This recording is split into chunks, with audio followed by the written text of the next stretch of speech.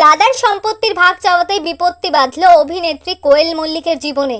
আইনের দ্বারস্থ হতে হলো তাকে। পাশে আছেন বাবা রঞ্জিত মল্লিক। হ্যাঁ, এবার এমন এক গল্পের হাত ধরে অন্নপূর্ণা বসুর পরিচালনায় সম্পর্কের গল্পে ফিরছেন কোয়েল মল্লিক।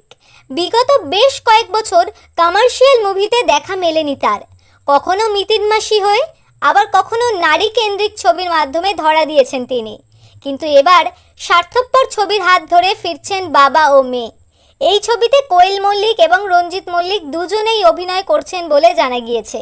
মূলত দাদা বোনের সম্পর্ককে কেন্দ্র করেই এই ছবি তৈরি হবে। গৃহবধূ অপর্ণার চরিত্রে দেখা যাবে কোয়েলকে এবং তার দাদার ভূমিকায় দেখা যাবে কৌশিক সেনকে। দাদার সঙ্গে সম্পত্তি নিয়ে বিবাদ তৈরি হবে। উকিল হিসেবে পাশে থাকবেন রঞ্জিত মল্লিক। শুধু উকিল নন, তিনি অপর্ণার মেন্টরও বটে।